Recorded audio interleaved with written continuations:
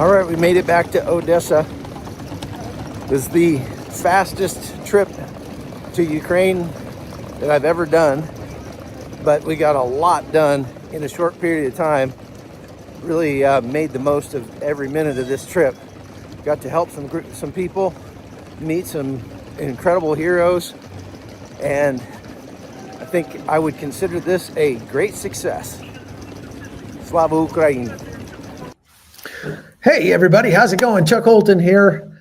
Man, it's been a roller coaster of a week. As don't remember the last time I got more than a few hours sleep. We've been living on overnight trains for the last week, going all over Ukraine, going to a different hotspot every day, trying to bring you as much information as we can about what's happening on the ground. And look, it costs me to come over here, not just in terms of dollars, but in terms of viewership, because half of you people don't care about Ukraine. And so we just don't get the numbers when I'm here that we get when I'm, say, in Israel or talking about immigration or something like that. And that's okay, because it's not just all about the numbers. But I do appreciate those of you who are faithfully watching, no matter what we're talking about, because we need you for sure. Now, tonight I'm in Moldova. So we crossed the border back out of Ukraine a little while ago and came to Moldova. And so we're just finishing up, doing some admin stuff for the next day or so. And then we'll get back home for Thanksgiving. So I wanted to just give you kind of an update on what's going on, but I want to talk about the peace plan, the 28-point peace plan that Steve Witkoff came up with, because it's patently ridiculous and it's really causing angst in Ukraine. We'll talk a little bit about that. I'll show you a video from President Zelensky in a minute that is just kind of heartbreaking. And so we're going to talk about all that. Before we do that, Vladimir Putin just started selling off his gold stocks. As a matter of fact, I have a photograph of him that I found that you can see there. He's looking at bars of gold. Russia has a sovereign wealth fund, and it's for rainy days, for emergencies, and they're in emergency mode because they're starting to sell off their sovereign wealth fund. It's down by about 57% right now. They've been selling gold like crazy, trying to continue paying for this war because they can't pay for the war with oil revenues anymore because they're in the red on oil. And it's getting worse day by day for Russia. So that's going to factor into the decision that Vladimir Zelensky made in terms of this peace deal that we'll talk about in just a minute. But look, I've been talking to you about buying gold for almost a year. Well, I don't know, 9-10 months now. If you had been buying gold when I told you to, you'd be very happy right now. The stock market was having a banner year, and in the last few weeks, it has tanked. And a lot of people are saying, oh my gosh, my 401k turned into a 201k. That's a joke. And so if you had bought gold is still up around record levels, over $4,000 an ounce.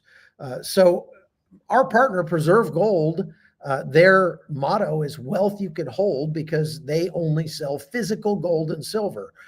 And it's not just for people who want to stack it under their mattress. If you have a retirement plan, if you're close to retirement age, it is a good idea for you to put at least a portion of your assets into gold. You would have been much better off in gold for the last 5 years than you were for the S&P 500.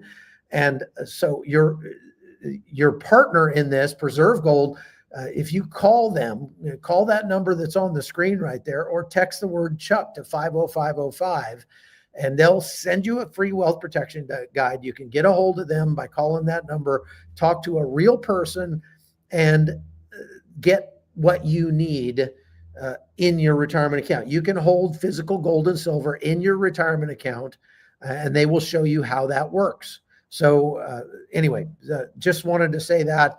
Thank you very much to all of you who have supported our sponsor. I've heard from a bunch of you who have dealt with Preserve Gold, and everybody seems to be happy with them for the most part. So thank you to Preserve Gold. Now, I want to start by saying, again, thank you to those of you who donated voluntarily. I didn't ask for it, but when you found out that I was here in Ukraine, some people like, who was that?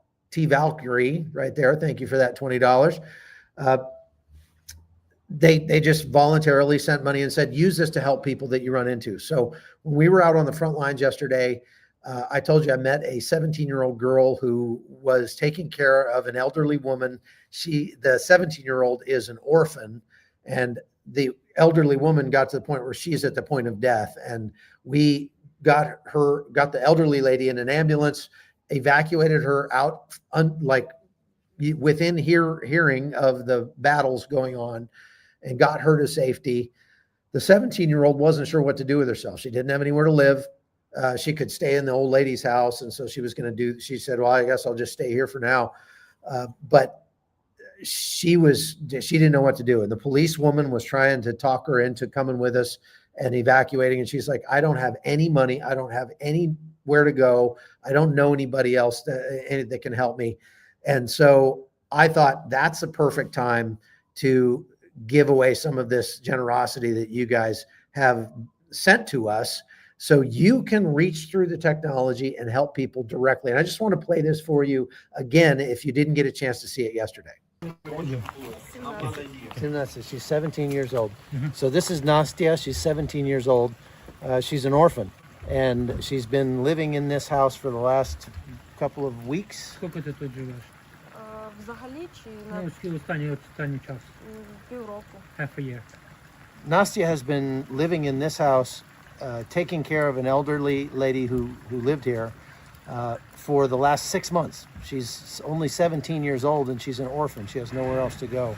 So I want you to know that those of you who gave money yesterday and asked me to help somebody that was in need, she's going to have to figure out what to do next. And so we just gave that money to her. And so I want to pray for you right now. Jesus, I just pray that you would be with Nastya, that you would guide her and direct her and protect her and provide for her.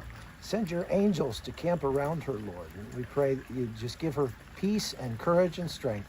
In Jesus' name, amen. Thank you. You're going to be okay.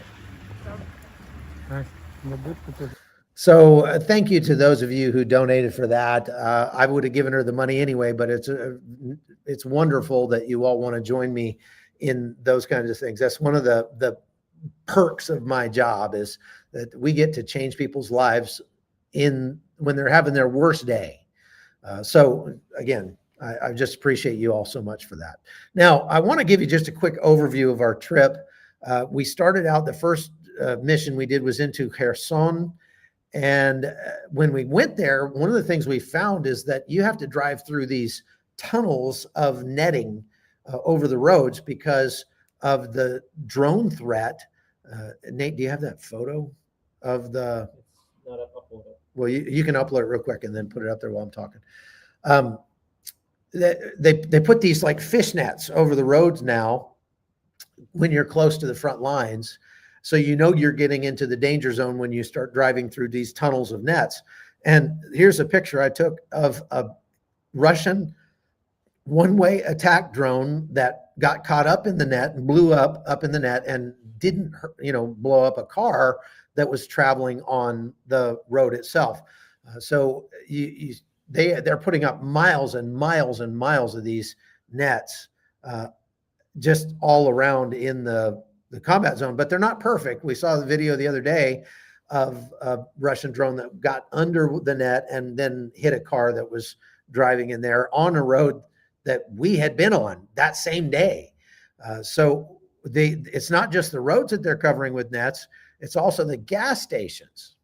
You can imagine here in Kherson, there are not a lot of gas stations still operating. This is one of them, and people line up to get gas from this thing. But you might notice that this gas tank above ground is surrounded by a net.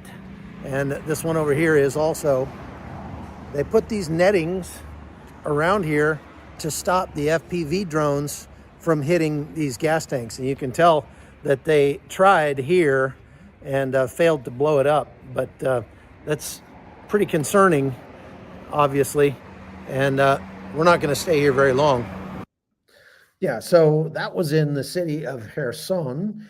The city of Kherson is under Ukrainian control, but it's so close to the river. I mean, we got within sight of the river, and that's where the human safari is taking place, where the Russians are sending drones over every day, not to hit military vehicles and soldiers, but to hit everyday civilians, children playing in their yards, women walking down the street, men on bicycles.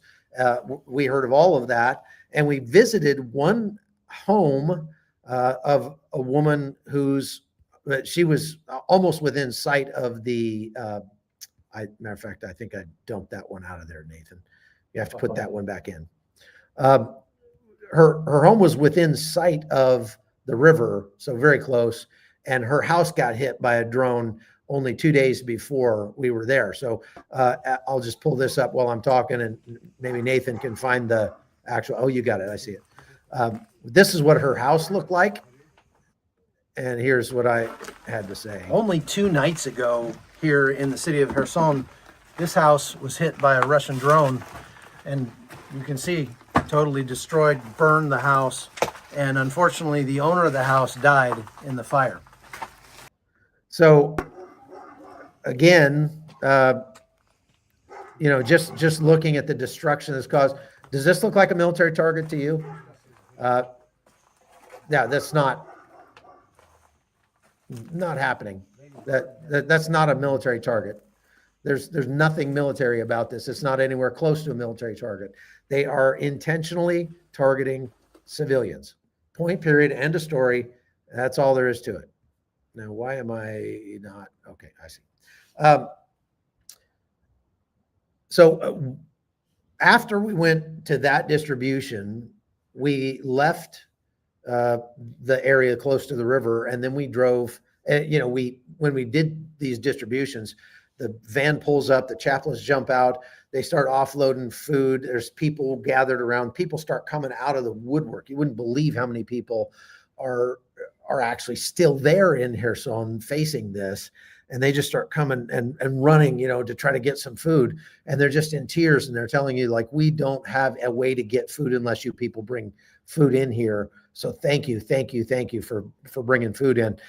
And some more of the money that you all donated went to a lady who showed up late, and all the food was gone. And she was just kind of heartbroken. And so I gave her money enough to buy probably, a month of food or something. So that it's just awesome to be able to help people like that. It's so sad, though, that they have to live in that situation. Now, we also went to the downtown central square of Kherson, just because I had been in that square 3 years earlier, almost to the day. 3 years ago, almost to the day, I was here in the center of Kherson, and it was a scene of jubilation because the city had just been rescued from the Russians, just been liberated. And I was here with my daughter Amy at that time. Now the city hall has been destroyed by a missile, and there's almost a ghost town here. But I'm here with my son Nathan this time, and we'll have to see if I get to come back again, which kid will get to come with me. So anyway, I'm just doing this for those of you that are just joining us to just sort of give you a summary of our trip. So the first mission was to Kherson. The next mission was to Kyiv. We went up to Kyiv, and I wanted to go to Kyiv because Kyiv has been hit very hard by Russian missile attacks. About every third or fourth night, they get hundreds of missiles and drones fired at them. Most of them get shot down, but enough get through that it causes some damage. And I've heard pundits like Colonel McGregor talking about how the city is a smoking ruin. And I thought, I don't know if it is or not. I want to go see for myself. So we went to Kyiv and spent the day there interviewing some people, meeting with some old friends, and checking out the places that we found that were damaged. Take a look. As you walk around the city of Kyiv here, you hear about so much destruction from all these hundreds of missiles and drones that are coming in here on an almost nightly basis. But here in Kyiv, they've tried to fix the damage as quickly as possible. So, for example, this apartment building behind me was struck by a drone. And if you can see the apartment right up there that has a Ukrainian flag on it, that's the one that was struck. But other than different colored tiles now, you really can't tell, even though that was less than a year ago. Okay, so we had to get our fixer to take us around to the places where there was damage, because we had driven around for the whole morning and really had not seen anything. We hadn't seen any place that had been struck.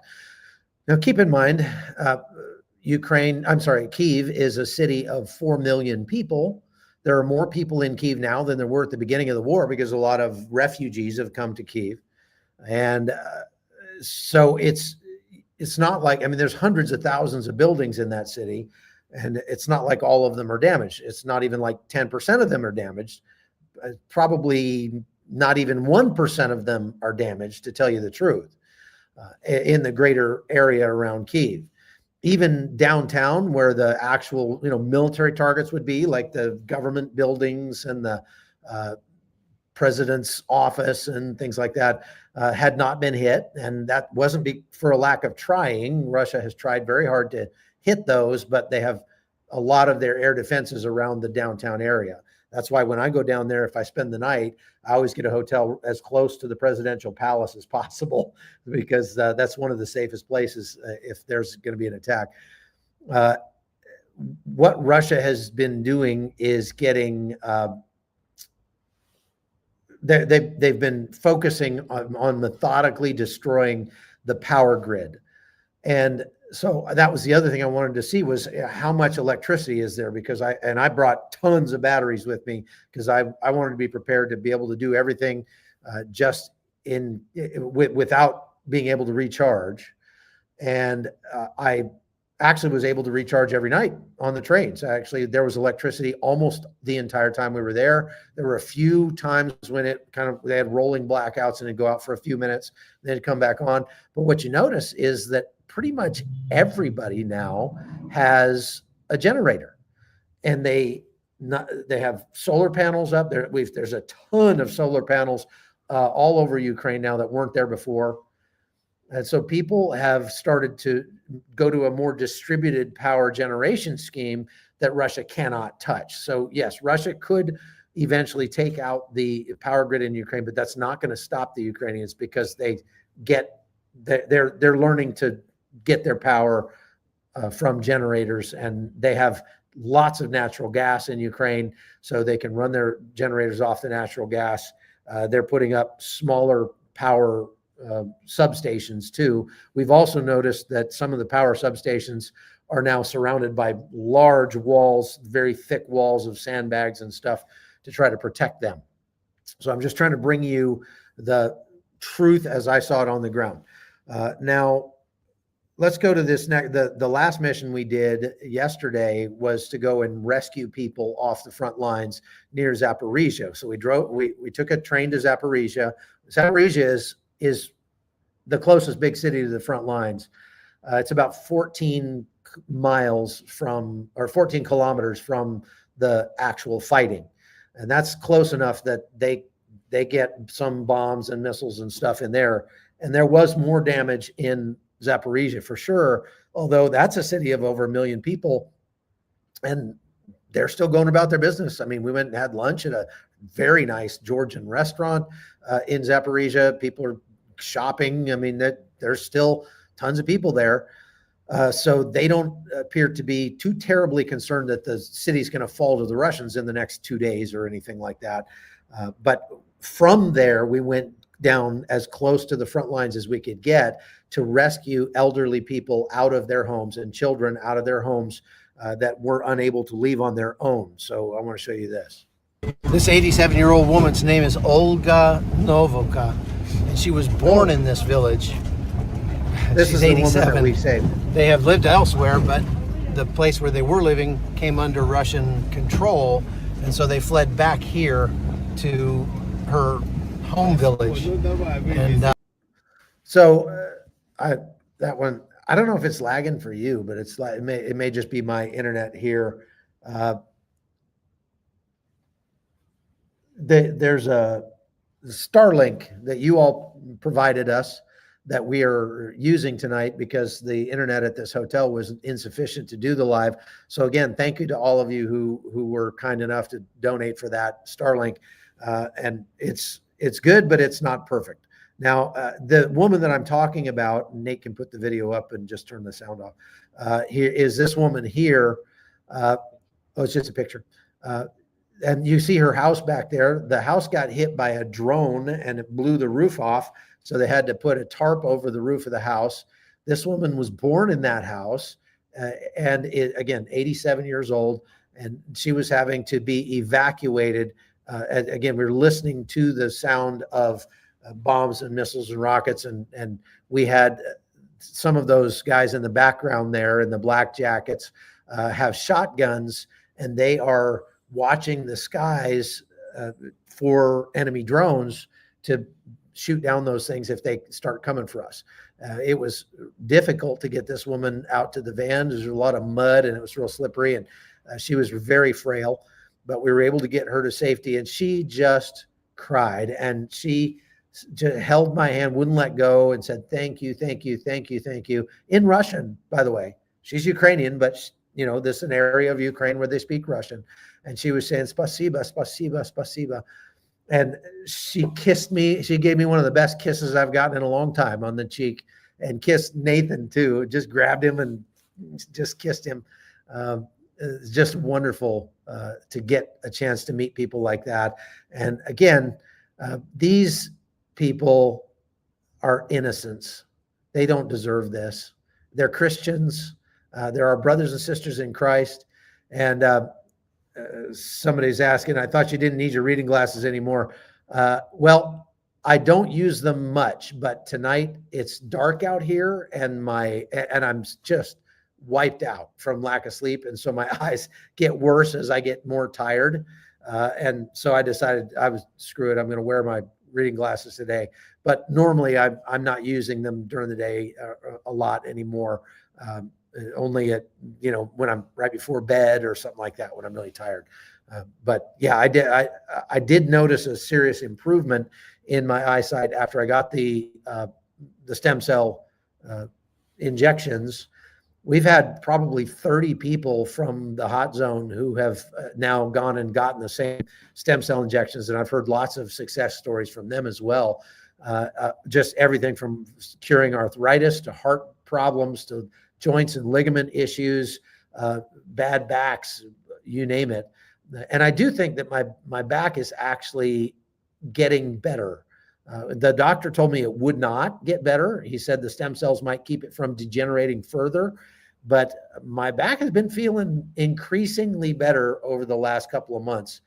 And they said that it would take 6 months to a year for those stem cells to really do their work in my body. So I don't know, maybe they are helping my back as well. I got a video of us escorting the lady out. Okay, so anyway, this lady, we escorted her out, and the chaplains that do this job, they go in there every week and help people. Let's turn the sound off on that. They go in there every week. There's Nathan helping her after my arms got tired. They're trying to pick her up with a blanket, and that's really hard to do. She was heavier than she looked, that's for sure. But one of the things that the chaplains told me is that they need more sets of body armor, because they have 12 chaplains and they only have 2 sets of body armor. And they need body armor not only for the chaplains, but for the people that they're rescuing. So they, even little kids, they have special body armor that they can get for children to put on them. And So they asked me if I would let you know that they could really use some body armor. And so I said, well, how do people donate? If people want to help buy body armor for those chaplains, how do they do it? They said, go right here to PayPal to brecken71@gmail.com. And that's the chaplain, the head chaplain that was with us that day. And they desperately need more body armor. A set of plates costs $300-400. So, every little bit helps. The kids' plates are cheaper than that. But those are the kinds of things that will literally save lives. While we were out on that mission, one of the other chaplains in the group was further north and doing the same thing, rescuing people off the front lines. And he was driving in, what? Oh, okay. He was driving in to rescue somebody, and his van got hit by a drone. He was not injured because he was wearing body armor. He was able to get out of the van, but the van burned completely. He sent us a picture of it. It was in flames. So I guess they're going to need a new van as well. So if you got money and you want to help those chaplains rescue people, they're also rescuing people's pets off the front lines. Please go to the PayPal there on the screen. I don't get anything out of that. I'm just passing it along because those guys are definitely doing God's work. There's no two ways about it. And as we were driving in there, they just pray nonstop. Like we're driving in the van, and the guy driving I thought he was on the phone because he was just chattering away in Ukrainian, and I didn't know what he was saying. And so I said to the translator, "Is he on the phone?" And he said, "No, he's praying." And he was praying for like 15 minutes, just driving in as we're going in through those tunnels. And I was praying too, just not out loud. So these guys are just heroes, absolute heroes. All right, so that's about halfway through. Let's move over now. Hey, thank you, Mark. I appreciate that. You're very kind. Let's move over to this 28-point peace plan, okay? Now, this is where it gets a little darker, a little more frustrating for me because, again, just being in Ukraine, you kind of find out that we shouldn't reward Russia for the war crimes that they've been committing. Yeah, you can just plug into that. Huh? It's dead. That one's dead? Yeah. Oh, boy. Well, that's all we got. So we should not reward Russia for attacking Ukraine. And that's exactly what this 28-point peace plan does. It proposes that Russia be able to maintain control of areas that they occupy and be given some areas that they don't yet occupy. So Ukraine would have to turn over more of their country to Russia under this peace proposal. It's also said to include a demand that after the war, Ukraine has to cut its military in half. It cannot accept any training or equipment or weaponry or anything from outside Ukraine. And I mean, that's insane. And let's see what else. Well, suffice it to say, all 28 points of this peace plan are essentially Russia's original goals for this war, giving Russia pretty much everything that they wanted. So there's no compromise on the part of Russia at all. There's no, like back and forth.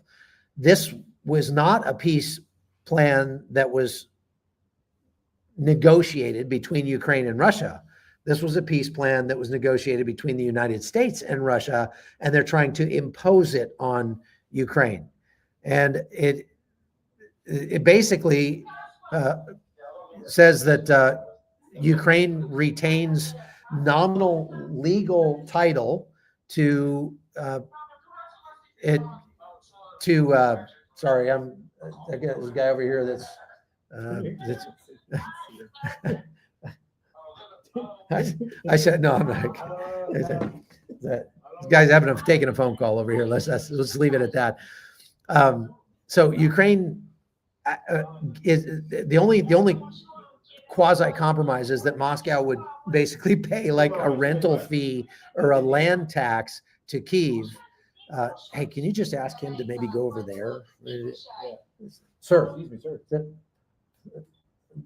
Drew. Over there, please. Yeah. So Russia gets to control Donbass, but they would have to rent it from Kyiv. How do you think that's going to work out? Do you think Russia's really going to do that? The remaining parts of the Donbass would be turned into a demilitarized zone, which means Ukraine has to pull out of those areas, and essentially Russia is going to own those. Russia might make limited adjustments in parts of Zaporizhzhia and Kherson that it only partially controls right now, but they're like giving up an island in the middle of the river or something like that. Nothing major. There is talk that the United States or NATO would give some sort of security guarantee to Ukraine. But what we've proven to Ukraine so far in this president's tenure is that we can't be trusted to keep our word. And so that really doesn't mean much to Ukraine. Ukraine has plenty of reasons to reject this right now. And in fact, just a spoiler alert, they did reject it. I have a thing here that shows why. So far in 2025, the United States has funded only 0.48% of the aid that has gone to Ukraine. And as you can see there, Europe has filled in the rest, almost $50 billion. And if you actually add up what Europe has donated in the past 3 years or 4 years, Europe has given a lot more than the United States has in total aid. So what that means is President Trump is trying to have his cake and eat it too. He's trying to put pressure on Ukraine, but he's removing the I can't say it. Wish list. Oh yeah, it is. It's Putin's wish list, not a peace plan, right? What President Trump has succeeded in doing is removing any leverage that the United States has over Ukraine, because if Ukraine agrees to this peace plan, they give up their country. It's almost guaranteed that Russia will lick its wounds, rebuild its military, and then attack again. Guaranteed. And if they don't accept the peace plan and they lose American aid, then they're only giving up less than half of 1% of the total aid that they're receiving right now. So the United States doesn't really have a leg to stand on here. We have taken ourselves out of this fight. This is the thing that I've been talking about over and over and over again, and people seem to have a real hard time understanding, is that when we pull back from the global geopolitical game, someone else will fill the void. And then we don't get to set the rules. We don't get, look, we succeeded, or President Trump succeeded in Gaza because he has incredible leverage over countries like Saudi Arabia and Egypt and Jordan and indeed Israel. President Trump, because of the donations, the money that we give and the weapons that we give to all four of those countries every year, we have leverage over them and we can get them to see our way of thinking. But we have abandoned that for NATO. We've abandoned that for Ukraine. So Ukraine now doesn't have a reason to accept this peace plan at all. Now I want to add one more here, video that I translated a very difficult speech that Zelensky gave just an hour ago in Kyiv about this peace plan. I just want you to hear from his, this is again dubbed into English, but I want you to hear what he said. The pressure on Ukraine right now is among the most severe. Ukraine may now face a very difficult choice, either a loss of dignity or the risk of losing a key partner, or challenging 28 points or an extremely harsh winter, the toughest and further risks. A life without freedom, without dignity, without any justice, and that we should believe the one who has attacked us already twice. They will be expecting an answer from us. So he's saying we have a choice to make. It's the most difficult choice of the entire war. We have a choice to give up our dignity or give up our most important trading partner. That's the United States. So it's down to our dignity or our relationship with the United States. And then he says, we have a choice between this very difficult 28-point plan and said Z Worldwide, no, actually not. Get rid of him. He's a troll. You're wrong about that. Give him the boot. Thank you. So what he's saying is we have this very difficult 28-point peace plan or a very harsh winter. Which one of those do we want to face?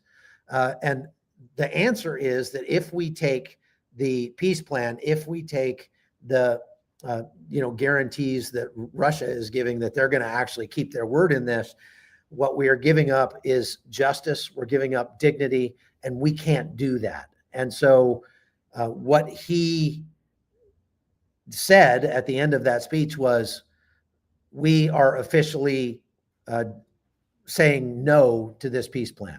President Trump's office apparently said to Zelensky that you either accept this peace plan by Thanksgiving or you lose all aid and support from the United States, including intelligence support. And so Zelensky looked at that and said, well, only half of 1% of the aid that we're getting right now is coming from the United States.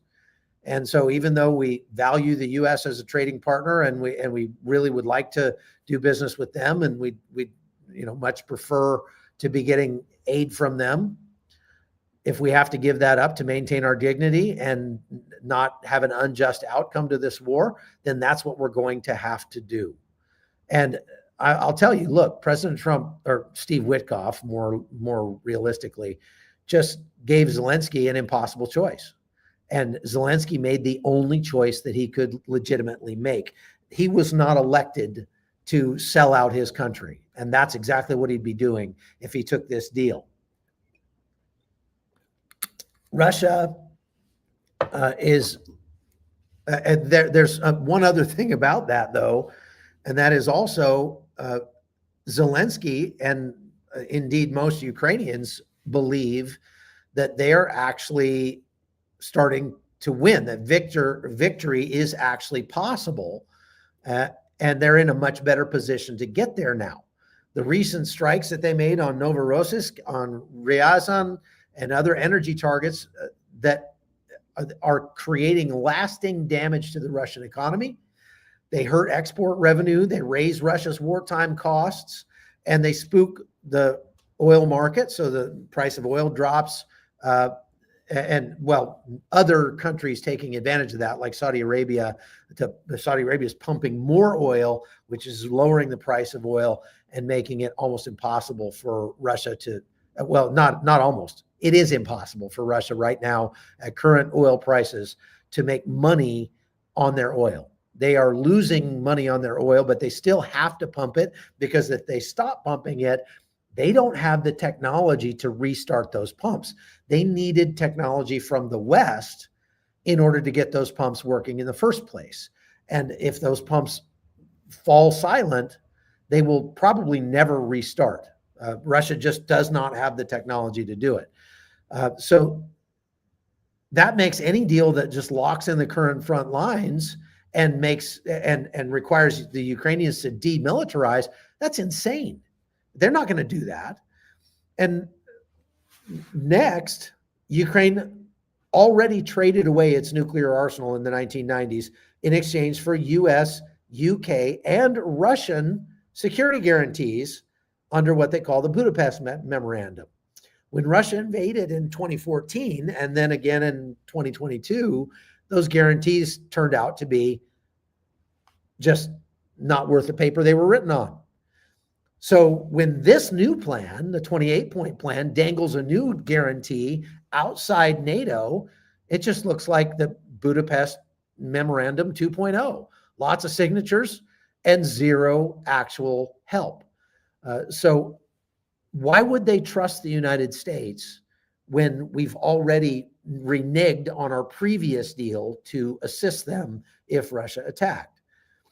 Zelensky's the political reality inside Ukraine right now is Zelensky has been under tremendous pressure because people that are part of his government, like the guy in charge of the nuclear energy agency in Ukraine, and even one of Zelensky's old business partners have been indicted for corruption, for stealing $100 million from this money did not come from the United States. The $100 million was taxpayer money that was paid by Ukrainian taxpayers, and it was supposed to go to beefing up their power grid, and $100 million of it got skimmed off.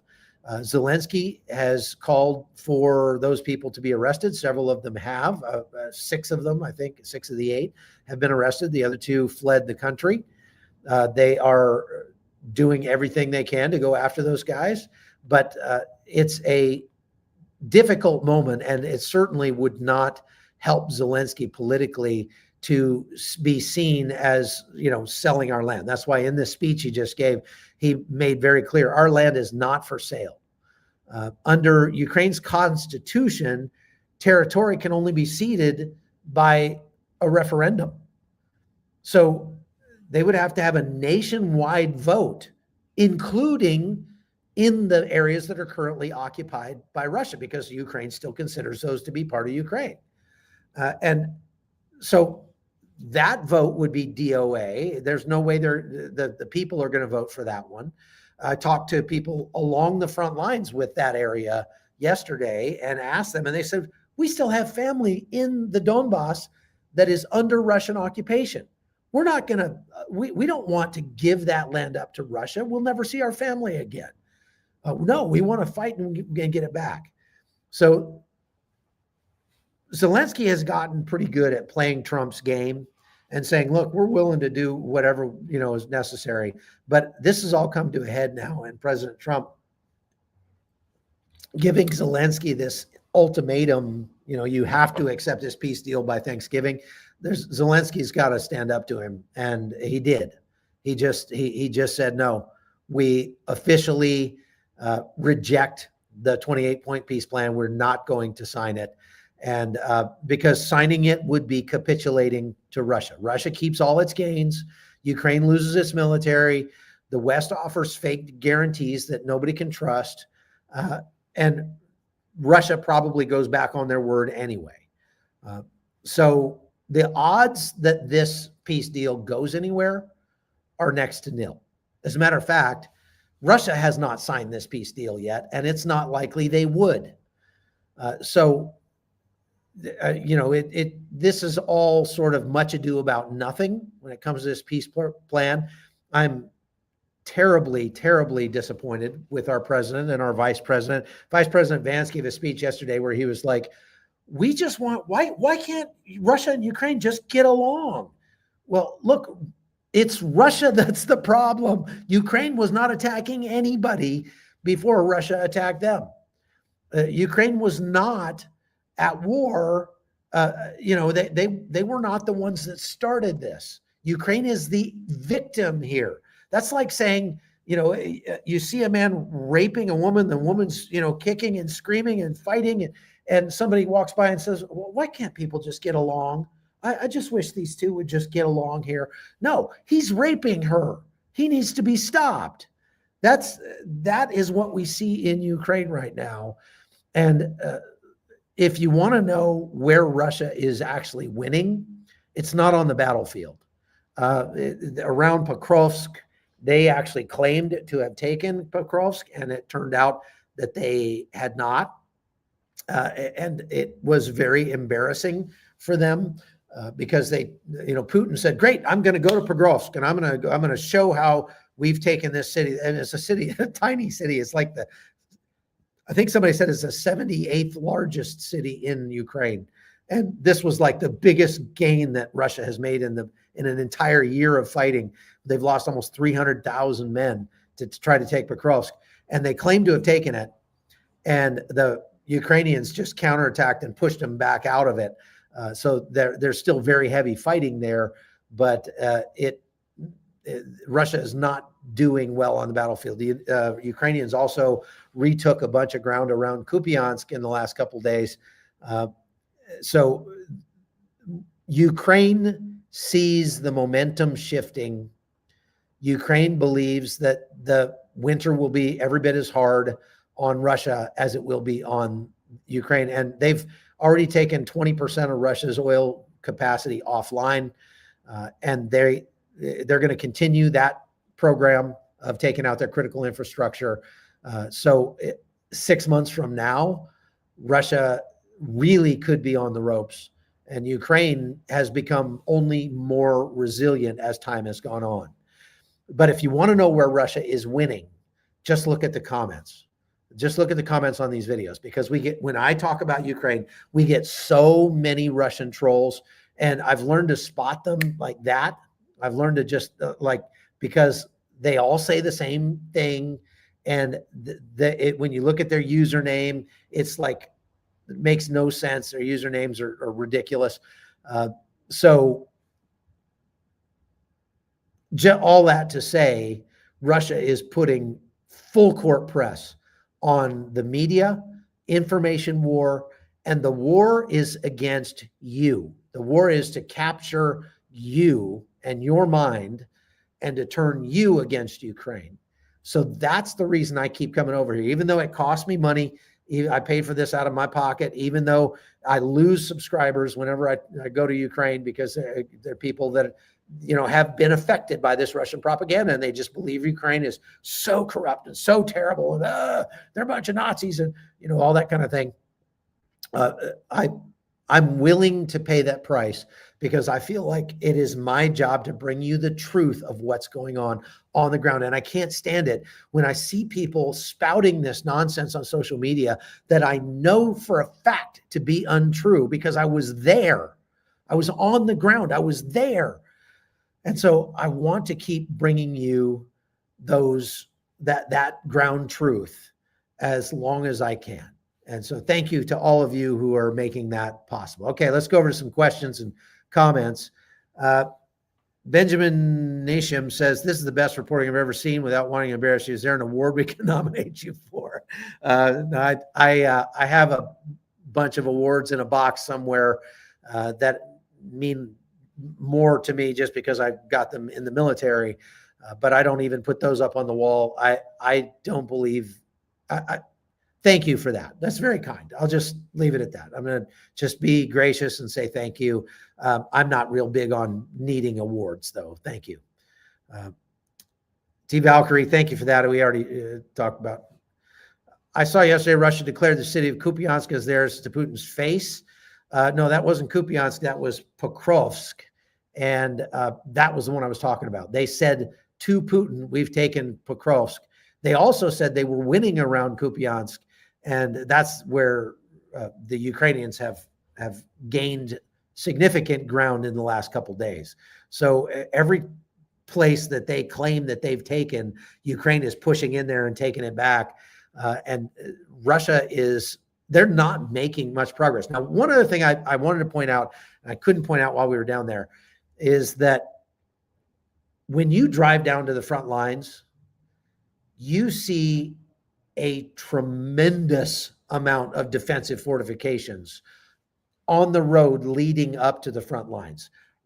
Layer after layer after layer, where Ukraine has dug unbelievable trench lines that would, I mean, they're like something out of a video game. They have tank traps, they have dragon's teeth, they have concertina wire, they have minefields, and we're talking like 5, 10, 15 miles from the front lines. I even saw one right before we crossed the border into Moldova today, just in case the Russians decide to invade from Transnistria. And so when you hear about Russians grinding away at the Ukrainians and making gains, part of that is by design on the Ukrainian side. The Ukrainians understand that it is much more costly for an attacker than it is for a defender. And what they can do is, those defenses get worn down by all the shelling and the bombing, and the trees around them all get, destroyed. So there's no more cover and everything. And so then what happens is the Ukrainians then will pull back to the next line of defense that they already have prepared, that's got fresh fortifications, fresh sandbags. The trees are still there. They haven't been bombed to smithereens yet. And then Russia has to advance across that open area between the last front line and the next front line. And when they do, they hit minefields and they get drones and they get hammered. And so there have been a lot of people that have asked, like, how in the world can those numbers be right when you say that Russia has lost over 1 million men, casualties at this point, and the Ukrainians have probably only lost 70 to 100,000 at the high end. And that's because, number one, Ukraine puts a higher value on human life. So they fight in a way that protects people's lives. Number two, the defender always does better than the attackers do. Typically in a modern war context, the defenders have the advantage, right? And they have had the advantage here in Ukraine since the beginning of the war. And that's why the numbers are so skewed like that. Even medieval fortresses, defenders, it would take almost 3 times more people attacking them. Nathan's a big fan of medieval stuff, and he said in medieval fortresses you would have to have 3 times the number of attackers to the number of defenders to take a fortress. Doug Wyseeker says, you mentioned how difficult and dangerous it is to get individual troops to front lines. How do they get larger supplies there, like food and ammunition? I'm not going to talk a lot about that because they have their methods and they are working. And some of them are unmanned. I'll put that out because that's public knowledge. But I'm not going to give out any information that would give Russia an idea of what to bomb next. So, but just suffice it to say they have ways of doing it.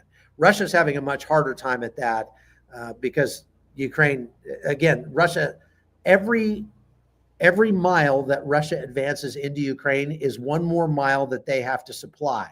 So the tail, the logistics train gets longer for Russia every step they take into Ukraine. And that's why it's only going to get more difficult for them as this war goes on. It's not going to get easier. Thank you, Ethel. Appreciate that. Barine Babe says, are you able to use your contacts to help Ukraine? The plan is not good. It serves Russia. You're right. The plan is not good. And my contacts are not going to help. Ukraine doesn't need my help in that, except for just get the truth out. Anthony Kyle says, do you think the civilian deaths can be blamed on conscripts? No, it's not conscripts that are firing the missiles into high-rise apartment buildings in Ternopil and killed 16 children day before yesterday. So no. Okay, so I already got the reading glasses one. I already talked about that. Are there a lot of orphans in Ukraine because of the war? Yes, there are a lot. I've been to several orphanages. Some of the orphans, the saddest ones, are the ones that are missing limbs. I saw a little boy with no legs. I've seen kids with arms missing, eyes missing, things like that, because their houses get blown up. Their family gets killed, and the kids are the only survivors, but they're wounded as well. It's just heartbreaking to see, and so unnecessary. Rob Whittle says, can you collaborate with fellow pastor Christian Greg Terry, who's a prolific YouTuber for Ukraine? I'll have to look him up, Rob. I'm not familiar with him. I don't think. Greg Terry? I don't know, man. I might have met him once. Will China ever get militarily involved with Russia and fight in Ukraine like North Koreans in Kursk? I don't think so. China has a vested interest in seeing Russia diminished as well. So China's not real upset with this. They want to keep the war going because it's also draining the United States and draining, Europe. So China just wants to keep the war going right now. So they're supplying Russia with components that they need for drones and missiles and weaponry. And they're supplying them with some weaponry as well. But I don't think they would actually send troops. I could be wrong about that, but not sure. Thank you, Mark, for that super sticker. Very kind of you. And thank you, Barbie. I really appreciate you. You guys are just so generous. You're so nice. How many Americans have you seen fighting in Ukraine, whether they're enjoying them or contractors? Dozens. I've been out with American units in the past on missions on the front lines, and I've interviewed quite a few Americans who were fighting on the side of Ukraine. I haven't run into a lot of contractors unless they were contracting for like 3-letter agencies and stuff that are here for certain intelligence gathering capabilities and things like that. So you do run into some, and I've even run into just some American expats who just live in Ukraine before, which there are some of those. Why is the U.S. so afraid of Russia? Because they are one of our greatest adversaries, and they threaten the United States all the time. Isn't it cold outside? Rubina asks. Yes, it is cold outside, but we didn't have any internet inside, so we had to set up the Starlink on the roof over here. Nathan climbed up on the roof and put up the Starlink so that we could have the show.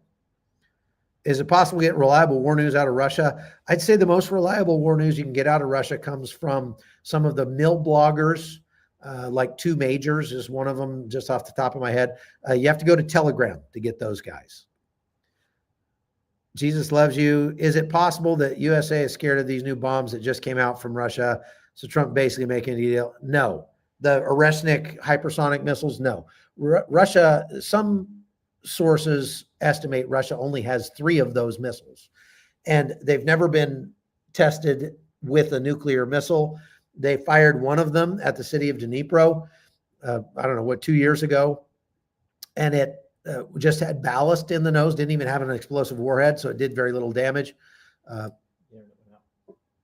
think we may have. No, I've still got internet. I don't see the Starlink anymore. And my page just went down. Did it? No, I'm still on. I think yours might have went out. Do you guys still?